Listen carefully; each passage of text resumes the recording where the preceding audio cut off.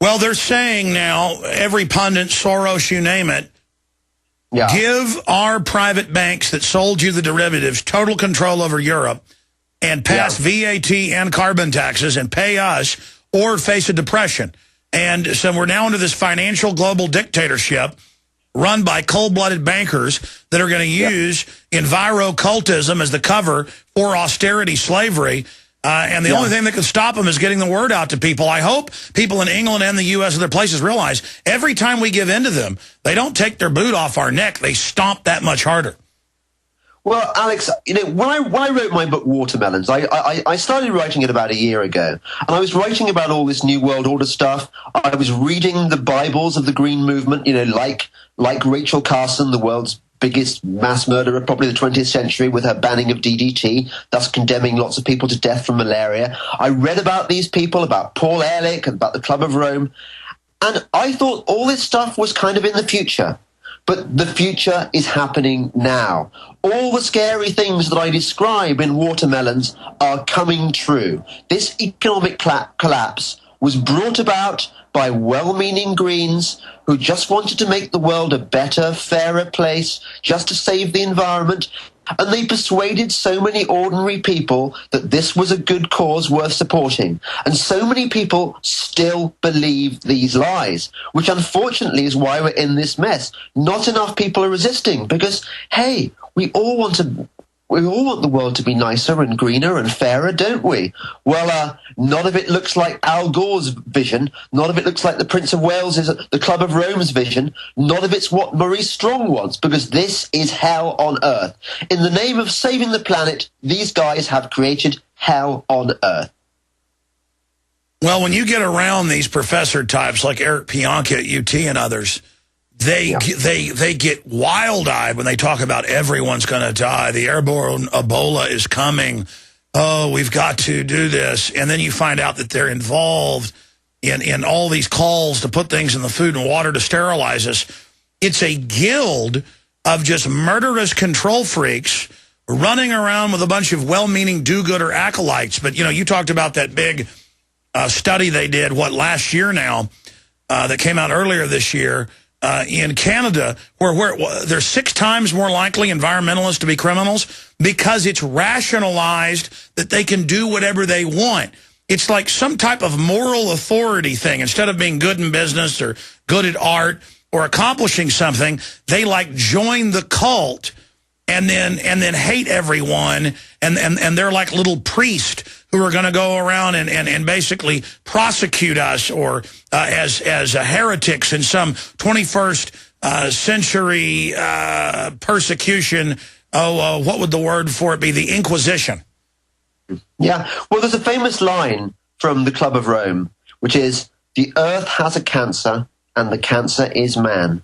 Now, if you actually believe, as these watermelons do, these environmentalists, if you believe that mankind really is a cancer on the face of the earth, there is nothing you would not do to save Mother Gaia. And that includes, I suppose, killing people, which is what effectively, when they banned DDT, when Rachel Carson brought the near global ban on DDT, that's essentially what she did to the people who died in the third world. But I don't think that these people are going to become less extreme as time goes by. I think unless we resist them, unless we explain what underlies their thinking, people are going to be carry on being taken in by this lie. You know, the people who are watching Al Gore's 24 hours of climate lies, they're going to believe it, and they are going to persecute dissenting scientists, a bit like Galileo was persecuted by the Catholic Church. Well, Al Gore is starting, as you know, in his speeches to say, go after people, get in their face. They're like racists that beat black people. And so they really are inciting this. And as you know, in Europe, calling for our arrest and other people's arrest. In closing, you know, I think you really said it earlier. You would listen to my show years ago. I know you're a well-read research guy, and it does sound radical. It does sound insane. But it's not that I'm insane. I have really faced, and you've read their quotes here, what they are, who they are. I've confronted them. I've learned about their philosophy. And it's almost like it's impolite or it sounds wild to come tell the truth. So I understand how we all kind of hold back and it couldn't be that bad. And I'm here to tell people it's worse than we can describe. Because even though we can glimpse how bad these people are, we are not them. I mean, their control freak weirdness is beyond anything we can even grasp. And we must realize that we're not calling for their arrest. We're not calling, even though they're calling for mass murder and all this, we're just saying these are dangerous people and they're calling for our arrest. Folks, these are authoritarians. These are modern Nazis. These are the progeny of every dictator and control freak, strongman cult, Mao Zedong, Pol Pot, Hitler, Julius Caesar, with a modern weird, ninnying, gibbering, control freak icing on top, and they must be met, they must be faced. These are dangerous people. Absolutely. Alex, at the risk of being immodest, may I recommend, as a useful primer to what is going on, this book I've written, Watermelons? Yes, I'll people get it.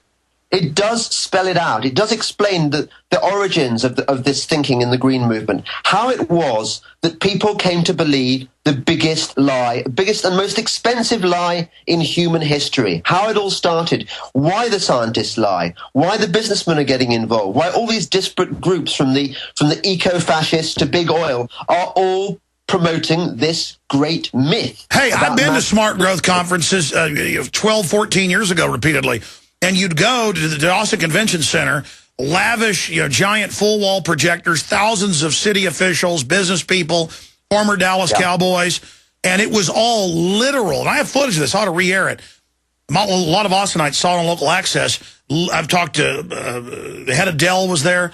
Everybody was rubbing their hands together, cackling about the power grab and the money grab. And that's how they got business on board, is the big banks come in and give you unlimited financing to do this. They don't talk about Mother Earth at these meetings. They talk about, we're taking over. I mean, it is a mafia.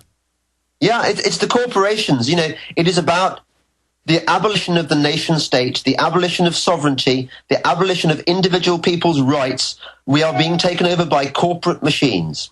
That's right. It's a total scam. Crony monopoly people with an army of well-meaning soccer moms and patchouli-wearing hippies marching forward into battle, having no idea what they're getting into. Well, listen, James Delingpole, I really appreciate you joining us, and we've had some victories in the war, but what I've gotten from you is that these are battles. We have not won the war yet, but we have bloodied the dragon and shown that it's not invincible.